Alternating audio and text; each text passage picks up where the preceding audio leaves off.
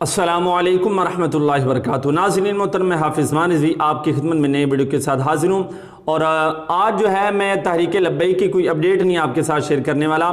آج جو ہے یہ ہمارے جو بھولے سنی حضرات ہیں وہ بہت بڑی غلطی کرتے رہتے ہیں، ان کو پتہ نہیں ہوتا گناہ ہے، لیکن وہ اپنی طرف سے اس کو گناہ نہیں سمجھ کرنا کہ یہ چیز بھی بلا کون سا گناہ ہو سکتی ہے، یہ سمجھ کر وہ کام کرتے رہتے ہیں۔ چند ایک مسائل ہیں محرم الحرام کے حوالے سے، بہت ہی اہم مسائل ہیں، اور میں تو یوں کہوں گا کہ یہ ہر ایک سنی کو پتہ ہونے چاہیے کہ ہمارا یہ جو مسائل ہیں ان سے ہمیں آگاہی ہونی چاہیے۔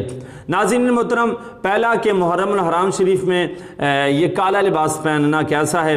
دوسرا سوال کہ یہ شیعہ حضرات کی جو سبیلیں لگتی ہیں وہاں سے کھانا کھانا، پانی پینا، یہ شرعاً کیسا ہے۔ اور تیسرے نمبر پر کہ ان کی مجالس میں جانا کیسا ہے، اور چوتھے نمبر پر کہ محرم الحرام میں شادی کرنا کیسا ہے، ٹھیک ہے۔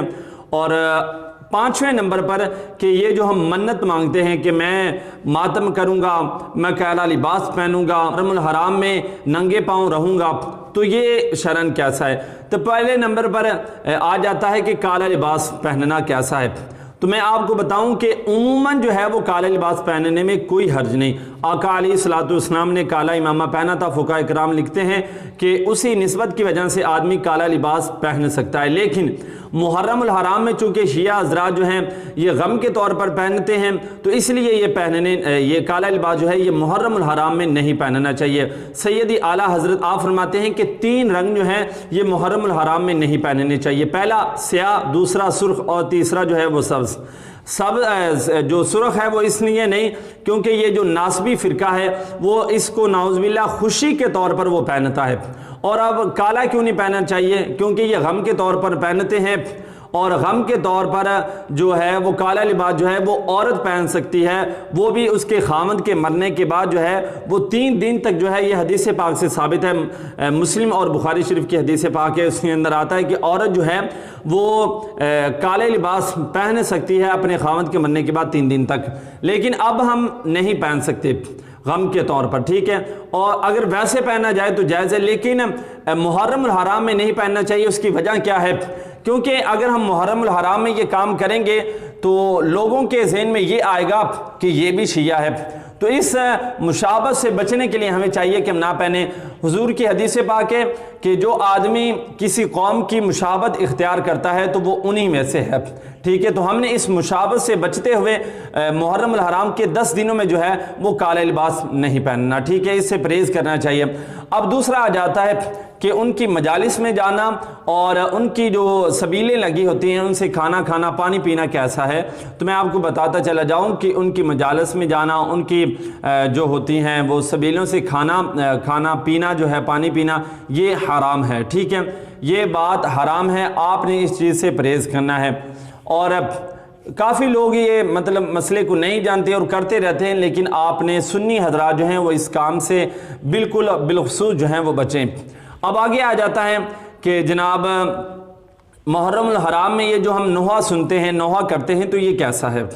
اب ہمارے بھولے بالے سنی کہ جب محرم الحرام آتا ہے تو انہوں نے بھی گھروں میں اور جو رکشے چلاتے ہیں انہوں نے رکشوں میں بلند بلند آواز سے جو جناب نوحے لگا دیتے ہیں، لیکن پتہ نہیں ہوتا کہ یہ جائز بھی ہے یا نہیں۔ تو آپ کو بتاؤں کہ یہ جو نوحہ سننا اور نوحہ گانا جو ہے یہ حرام ہے۔ آقا علیہ الصلوۃ والسلام کی اس کے بارے میں حدیث ہے، تو لہذا جو نوحہ سننا اور نوحہ گانا یہ دونوں چیزیں حرام ہیں، تو تمام حضرات جو ہیں اس چیز سے بھی بچیں۔ اب آگے آ جاتے ہیں کہ شادی کرنا محرم الحرام میں کیسا ہے۔ تو ناظرین محترم، یہ بہت ہی زیادہ بات مشہور ہے اور لوگ جو ہیں اس کو بہت زیادہ قبیح جانتے ہیں، ٹھیک ہے۔ وہ کہتے ہیں کہ محرم الحرام میں شادی کرنا جائز ہی نہیں۔ تو میں آپ کو بتاتا چلا جاؤں کہ محرم الحرام میں شادی کرنا یہ جائز ہے، بالکل جائز ہے، اس میں کوئی حرج نہیں ہے۔ یہ ایک جاہلیت والی بات ہے کہ شادی کرنا جائز نہیں ہے، حالانکہ اس کا حقیقت کے ساتھ کوئی تعلق نہیں ہے، تو لہذا شادی کر سکتے ہیں، اس میں کوئی قباحت نہیں ہے۔ اب جو شادی کر لیتا ہے تو اس کا کیا ہے؟ کہ لوگ جو کہتے ہیں کہ نہیں، اگر کوئی کر لیتا ہے تو پھر کیا ہے؟ تو کوئی مسئلہ نہیں جناب، اس کی شادی ہو جائے گی، اس میں کوئی قباحت نہیں ہے، کیونکہ شادی جائز ہے۔ لیکن ایک بات ہے، چونکہ ہمارا جو معاشرہ ہے یہ علم کے کم ہونے کی وجہ سے اس بات کو بہت زیادہ قبیح جانا جاتا ہے اور بہت غلط سمجھا جاتا ہے۔ لہذا اس فتنے سے کہ اگر ہم شادی کر لیں گے تو لوگ یہ کہیں گے کہ یہ منحوس لوگ ہیں، انہوں نے محرم میں شادی کی ہے۔ فتنہ فساد سے بچنے کے لیے آدمی کو چاہیے کہ وہ محرم الحرام میں شادی نہ کرے، لیکن حقیقت جو ہے وہ کر سکتا ہے، اس میں کوئی کبات نہیں ہے، ٹھیک ہے۔ اب آگے والا جو مسئلہ ہے کہ کچھ لوگ جو ہیں یہ مختلف کی منتیں مانگتے ہیں، یہ بات آپ نے بالخصوص ذہن کے اندر رکھنی ہے۔ وہ کہتے ہیں کہ محرم الحرام میں جناب شادی کا منت مانگی جاتی ہے کہ میرا فلاں کام پورا ہو گیا تو میں کالا لباس پہنوں گا، ٹھیک ہے۔ اگر میرا فلانا کام ہو گیا تو میں محرم الحرام کے 10 دن جو ہے وہ ننگے پاؤں پھروں گا، اور اس طرح کی اور بھی کچھ باتیں ہوتی ہیں، تو میں آپ کو بتاتا چلا جاؤں۔ پہلے نمبر پر اگر کوئی آدمی یہ منت مانگتا ہے کہ میرا فلاں کام ہو گیا تو میں کالا لباس پہنوں گا، میرا فلاں کام ہو گیا تو میں ننگے پاؤں پھروں گا، میرا فلاں کام ہو گیا تو میں یہ کروں گا وہ کروں گا، تو میں آپ کو بتاؤں کہ یہ کالا لباس پہننا، ننگے پاؤں پھرنا، اس کی جو آدمی منت مانگتے ہیں حقیقت میں یہ منت ہی نہیں ہوتی۔ پہلے نمبر پر تو یہ آ جاتا ہے کہ یہ منت ہی نہیں، اگر منت ہوگی تو پھر اس کو پورا کیا جائے گا نا۔ دوسرا کہ یہ منت مانگنا ہی جائز نہیں، کیونکہ یہ منت ہی نہیں ہے، اس میں اپنے آپ کو تکلیف دینا ہے۔ محرم الحرام میں جوتا اتار دینا، تو یہ اپنے آپ کو تکلیف دینا ہے، یہ جائز نہیں ہے، تو یہ کام نہیں کرنا چاہیے۔ تو یہ زمانہ جاہلیت کی باتیں ہیں، خدا را علم دین حاصل کرو اور ان باتوں سے جو ہے وہ آپ آگاہی حاصل کرو۔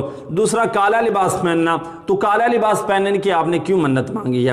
غم کے طور پر چونکہ یہ شیعہ حضرات پہنتے ہیں، اب آپ بھی اگر آپ کی بھی وہ نیت ہوگی تو یہ تو آپ کے لیے قطعاً جائز نہیں ہے، ٹھیک ہے۔ تو اس لیے آپ کو بچنا چاہیے ان چیزوں سے۔ اگر آپ کے ذہن میں اس طرح کا کوئی اور سوال ہے، آپ چاہتے ہیں کہ ہمیں اس طرح کے اہم مسائل سے آگاہی ملے، تو آپ ہمیں بتا دیں، انشاءاللہ اسی چینل پر آپ کو اس حوالے سے بھی نئی اپڈیٹ ملتی رہیں گی۔ ناظرین محترم، اگر آپ کو یہ ویڈیو پسند آئی ہے تو شیئر کیجئے، لائک کیجئے اور کمنٹ کیجئے۔ انشاءاللہ ملتے ہیں نئی ویڈیو کے ساتھ، تب تک کے لیے اللہ حافظ۔